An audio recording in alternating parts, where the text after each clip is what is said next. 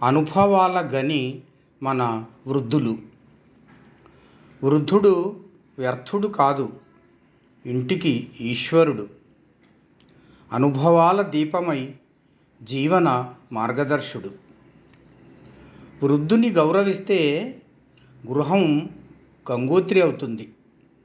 ఆశీర్వాదం తోడైతే జీవితం వెలుగుతుంది. మూలన పడేస్తే వ్యర్థుడని భావం, ముంగిట కూర్చోబెడితే దేవుడి రూపం. బతుకు బాటలో ప్రమాదం చూపే ముందు చూపు గల మహానుభవం. గతం చెప్పే జ్ఞానం అతని సొమ్ము. కాలం నేర్పిన అనుభవమే ధనం. వృద్ధులు సారథులై నిలిస్తే యువత విజయమే గమ్యం. చేయూత ఇస్తే బుద్ధుడై వెలుగుతాడు. నిర్లక్ష్యం చేస్తే నిశ్శబ్దమై నిలుస్తాడు. మూడు కాళ్ళ ముసలివాడని చూడకు, త్రివిక్రముడై గెలుపు చూపిస్తాడు.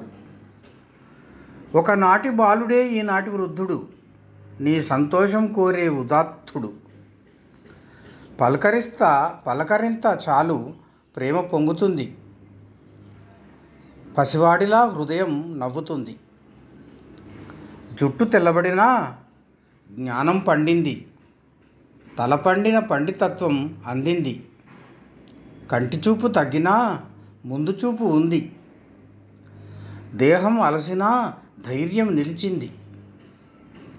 కుందేళ్లలా పరుగులు తీయకున్నా తాబేళ్లలా గెలుపుదారి చూపుతారు. చదరంగం ఎత్తులు నేర్పుతూ జీవిత పాఠాలు పంచుతారు. వాడిపోయే పువ్వులమైన సువాసన ఇస్తాం. రాలిపోయే తారలమైన వెలుగులు పంచుతాం. మిగిలిన సమయం తక్కువైనా మా ప్రేమంతా మీకే అర్పిస్తాం అంటారు వృద్ధులు. 60లో 20 ఉత్సాహమే వృద్ధులు.